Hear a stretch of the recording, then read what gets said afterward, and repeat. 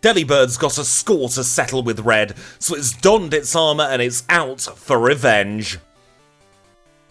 And this is your pre-challenge warning. If you haven't seen the Delibird challenge from last time, I'd recommend going back to it and watching it, because there are going to be spoilers in this voiceover ahead. We're running Iron Bundle today. It is the Paradox form of Delibird introduced in Generation 9, and this will be a very, very different challenge to the one we saw last time. Even though both Pokemon start with just presents, Iron Bundle has the benefit of actually learning moves via level up. That opens up a lot of freedom throughout the course of this challenge. And if you do want to play this challenge, there will be a patch available on my website, tradersquidgy.com. Let me know in the comments down below if you're playing any of the backports. I'm very interested to see who's actually doing them. Now, stat-wise, we're level 5 with 21 HP, holding the berry, and our only move is Presence. 14 in attack, 17 in defense, 18 in special attack, 12 in special defense, and 20 in speed. Look at those stats compared to Delibird. We have had a huge upgrade. But some things never change. Our first wild encounter once again is a Pidgey, and once again we're using Presence. And just like in the Delibird challenge, before taking on the second rival battle, we are going to be depleting our power points to get Struggle. Now that is something that we have to do an awful lot here at the very beginning of the challenges, and I really would never discount Struggle. It's not a terrible move, you know. Here comes Rival 1, and this time he's going to have the Totodile line. There's nothing really too suitable for an Iron Bundle, so I went for the Rival having a type of Pokemon that's going to at least resist both of our offensive types, in theory anyway. We'll see why that's in theory a little bit later in the challenge, but for now we get through Rival 1, and we are on our way to Falkner. He's a Flying type specialist, and we have Powder Snow. That's fantastic, because it means it's a one-shot on Pidgey. It's going to be a one-shot on Pidgeotto as well. We grow to level 13 and we get our first badge in 7 minutes and 19 seconds. Bugsy's next. Now you may notice move number 3, Whirlpool. It's a level up move that's unavoidable for our Iron Bundle. So that is a dead move slot now for a lot of this challenge. It's not going to prove to be any matter at all against Bugsy though, as we get through first time in 13 minutes. And now it's time for Rival 2. Unlike with Delibird, we don't really have to worry too much. He's not going to have anything super effective against us, so instead we'll let the battle begin. He leads with Ghastly, we use Powder Snow, it's a one-shot. We grow to level 19 and out comes Croconaw. Croconaw uses Rage, it's his best move, and he doesn't really do too much damage against us. Zubat comes out to play, we'll use Powder Snow against that, we knock it out in 1. We are through the rival in 13 minutes and 29 seconds. And up next is Whitney. She's our third gym leader together, a normal type specialist who leads with Clefairy. We can learn Ice Punch as an Iron Bundle and it freezes Clefairy, so we're damageless for the Miltank. It's going to be 2 shots on the Miltank with Ice Punch to knock it out. We get through Whitney in a very quick battle in 18 minutes and 6 seconds. Let's now move on to Ecruteak City, where the rival is waiting for us for a third time. This time he's going to lead with Ghastly. I've decided to go for Hidden Power Water, by the way, on this particular challenge because we don't learn Surf. I think this might actually be our first challenge together with a Water-type Pokemon where we don't get the option to use that move. It doesn't matter too much in this battle though, because we're still going to easily sweep all of his Pokemon. We took a whole 3 HP worth of damage as we fall through the floor, and we end up in front of Morty. Morty is our dual Ghost and Poison-type spectacular gym leader, and he's going to lead with Ghastly. We'll start off with Ice Punch against the Ghastly. Of course it's going to one-shot. Haunter comes out to play and it's going to be exactly the same scenario. Here comes Gengar, and Ice Punch isn't quite enough to one-shot, but he uses Mean Luck. We grow to level 29, the Haunter comes out to play, we knock it out in 1, and that's damageless Morty in a time of 25 minutes and 39 seconds. Let's move on to Chuck, the Fighting-type specialist who leads with Primeape. We've got Drill Peck just in time as well, so this is going to be a very clean battle. It's a one-shot on the Primeape, it's 2 shots on Poliwrath as we break through the confusion, and we defeat Chuck in a time of 29 minutes and 35 seconds. And for once, we can do my preferred routing through Johto. We're doing Jasmine 6th. I prefer this, it's a much smoother overworld movement. We're not going to have any issues at all here against Jazz. It's a one-shot city on both of her Magnemite. The Steelix comes out to play. It uses Sunny Day, which does throw a slight spanner in the works. and all it took was a couple extra hidden power waters to knock it out. In hindsight, swapping to Ice Punch might have saved a turn there, but it really doesn't make too much of a difference throughout the course of a challenge. Let's move on to Price. He's an Ice-type specialist who leads with Seal, and I get to show off one of my favourite moves that's been added in later generations. Say hello to Freeze Dry. This is an Ice-type move that's super effective against Water types. It is absolutely fantastic. Price proved to be no issue whatsoever. We got through in 36.06. Let's now take on the fourth and penultimate rival battle. This time he's going to lead with Golbat. We've got an Ice-type move, it's going to be a one-shot, and we are on to Magnemite. We'll use Freeze Dry against the Magnemite, even though it's not very effective, and it's still a one-shot. We one-shot the Haunter with Freeze Dry as well. Out comes Sneasel. We'll swap to Hidden Power Water. That goes down in just 2 hits, and the last Pokemon is for Alligator. We'll move back to my favourite move at the moment, Freeze Dry. We knock it out in 1, and that is Rival 4, all completed in 42 minutes and 29 seconds.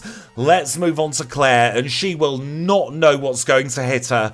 Of course, Freeze Dry is going to be super effective against the Dragonair line, but I think for the first time ever, we have a move that's going to be 4 times super effective against Kingdra. Please correct me if I'm wrong, but I think Freeze Dry is the only move that meets that criteria. We get through Claire in a time of 48 minutes and 54 seconds. Let's now head towards the Pokemon League. Of course, before we get to the League, we're going to be ambushed by the rival for one last time, and this time he's going to lead with Sneasel.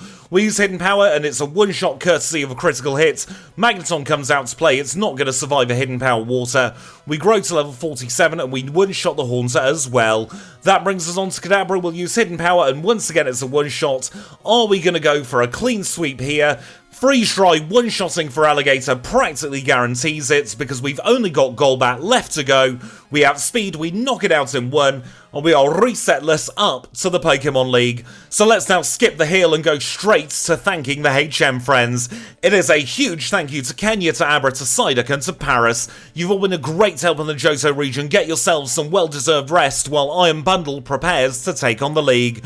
Before we get into the League, we'll take a look at our stats, and they are like this.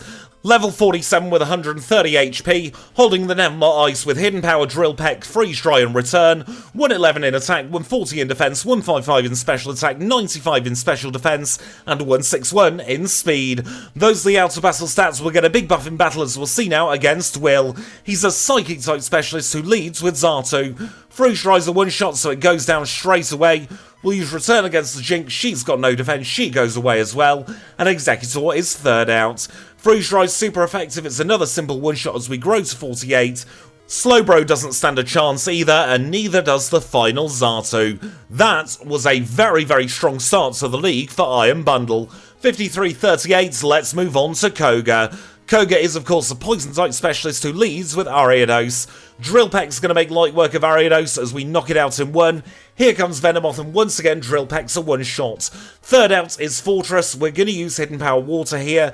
We take it deep into the red on turn 1, we knock it out on turn 2, and we can turn our attention to Muck. We aren't able to one-shot Muck, but we take it deep into the yellow on turn 1, we knock it out on our second attempt, and here's where I make a very, very teeny tiny misplay. In hindsight, I should have held off on Ice Beam until after the League, because that means we have lost our super effective move for Bruno. Let's see how that pans out. He is our third League member, he leads with Hitmontop. Ice Beam's a one-shot on Hitmontop, out comes Hitmonlee. It's a one-shot on that as well, and the third Pokemon is Hitmonchan. We take our guaranteed damage courtesy of Mach Punch, and we're on 107 for the Machamp.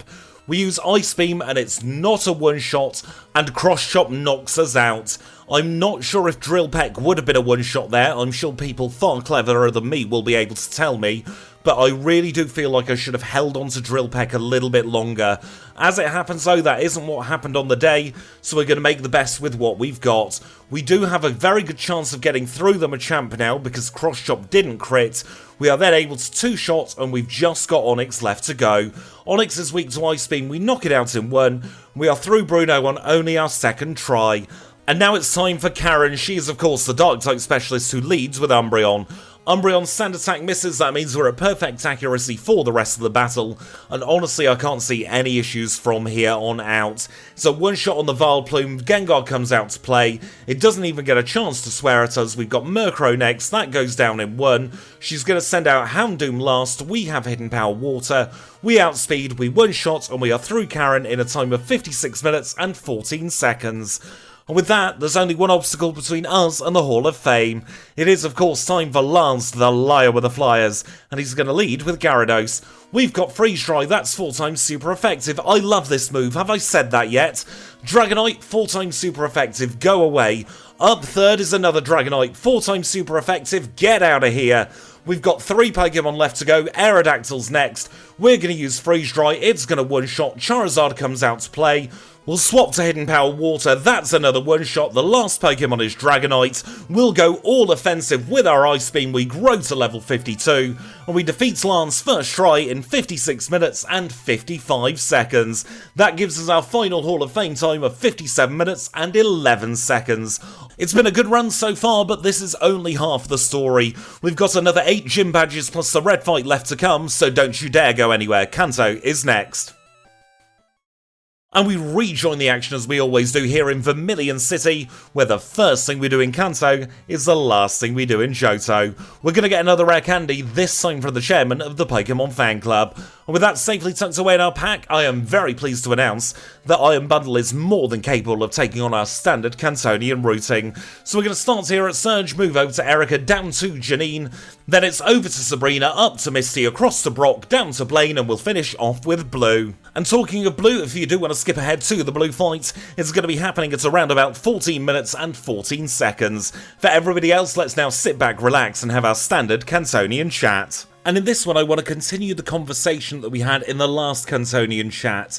In the last one, we were talking a little bit about the obstacles that I face creating content every so often here on the channel.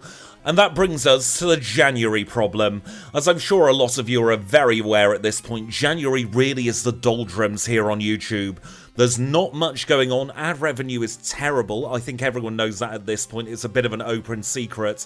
So what I have done is I've borrowed some slots from January, and we're doing them here in December. You may notice we've had a lot more videos together here in December than we would normally otherwise have.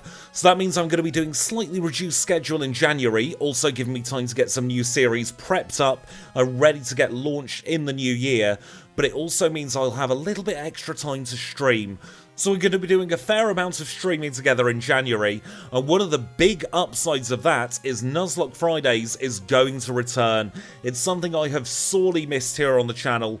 Because we've got the gift lot coming out in just a couple of days' time, I've rested the Nuzlockes until that particular video is out. But in just a couple of weeks' time, we are going to be back in full swing doing the Nuzlocks, and to celebrate, I have created yet another patch. We've got the Challenge Run patch over on the website, and we now will also have the Nuzlocke patch. And just like the Challenge Run patch, it's jam-packed full of huge quality of life features. We have an automatic tracker so that you can only catch your first valid encounter on any route. It will then block Pokeballs from being used. You won't be able to revive your Pokemon at all if you're playing in Nuzlocke mode, so that means that revives will be blocked off along with the Sacred Ash, and Nurse Joy will only heal healthy Pokemon with at least 1 HP. Just like in the Challenge Run patch, there's an NPC in the Pokemon Center to change the date and time, but there's also a second NPC in there as well, who'll be able to tell you the hidden power type, but importantly not the power of your leading Pokemon. So instead of having to teach it and figure it out, you will be able to find out straight off the bat. There's an inbuilt optional level cap, and also there is the option to filter by type. So if you want to do just a water type Nuzlocke as an example, you'll be able to filter your type to water types, and then the tracker is smart enough to know that only water type Pokemon are valid to be caught, and only water type Pokemon will count towards your encounters. Everything else will be blocked off, you'll be able to knock it out, but you won't be able to catch it. I'm going to do a quick stress test of it before I release it to the public, and if it all goes well, watch out for a Nuzlocke video very soon. But now let's rejoin the action here at Blue. He's our final gym leader of the challenge, a mixed type specialist who leads with Pidgeot. It's a foregone conclusion for Pidgeot as we knock it out with Ice Beam, Alakazam second, and once again Ice Beam is a one-shot. Third up's Rhydon, it's weak to ice, it goes down in 1, we grow to level 59 and out comes Gyarados. We've got Freeze Dry for Gyarados as we saw against Lance, it's 4 times super effective. Executor comes out to play, we'll swap back to Ice Beam to guarantee the one-shot, and the last Pokemon is Arcanine. We'll use Hidden Power Water once again to guarantee the one-shot, and we're through Blue first try in 1 hour, 10 minutes and 55 seconds. And with that, there's only one more battle left to go. It is of course time to face Red. Now in a stark contrast to the Delibird challenge, I don't think we're going to be spending half an hour here. One thing we are going to be needing to do though is use some rare candies. We get one shot by Thunder and Ice Beam wasn't a one shot back against the Pikachu. So let's try again, this time at level 62. Pikachu's a one-shot now, so we can turn our attention over to Espeon. We freeze the Espeon first time here, but we also know it's going to be a two-shot. Snorlax comes out next. Now this will be the Peskimon of this challenge. Snorlax knows Body Slam, it has a 30% chance to paralyze, and he also has Amnesia. Everything is working against us with that Snorlax, so we'll use some more rare candies. We also say goodbye to Return and hello to Snowscape in its place. But in the end, it turned out to be a little bit moot. Snowscape really didn't help in the way I hoped it would. So we're going to be using Ice Beam, Freeze Dry and Hidden Power Water for the rest of this particular battle. We're back onto the Snorlax now. Ice Beam deals a lot of damage, but once again we are struggling to get through it. Body Slam hits like a truck and we take another reset courtesy of Paralysis. We're now up to level 69, let's see how we do this time. We one-shot the Pikachu, we know it's going to be a two-shot on the Espeon. A Reflect is meaningless because we're just running our special attacks. We hit the Snorlax very hard on turn 1, but then we don't get to do the same amount of damage because of that bloody Amnesia. We still can't freeze it for love nor money either, and we only survive on 40 as the Venusaur comes out. Venusaur's a bit of a freebie though, we can one-shot that with Ice Beam and not take any damage at all. Blastoise comes out to play, Freeze Dry once again saves the day here, because if that wasn't a two-shot, we would have been knocked out by Surf. We get through the Blastoise, we're on to Charizard, we are going to hope and pray that Hidden Power one-shots, it does thanks to a critical hit, and we are through Red in 1 hour, 15 minutes and 14 seconds. And the difference between Delibird and Iron Bundle is night and day. That is a huge time save and would have put us in 3rd place on the main challenge leaderboard. And that, in and of itself, is quite the achievement. Of course, we aren't staying on the main challenge leaderboard, and on the Backport leaderboard, we are in a very respectable 6th place. It's still a very good time, but because Iron Bundle doesn't have a setup move, it was never going to be in the same league as the ones quicker than it. Spare a thought for poor Abomasnow, by the way, being our new leader on page 2. But with that, we are done. So really hope you've enjoyed this one. If you have, make sure to leave a like. If you've got any feedback, leave it in the comments down below. Be sure to subscribe if you want to see more challenges just like this. And until next time, when Piloswine reaches the end of the line, I'll say thank you all so much for watching, and I'll see you all very, very soon.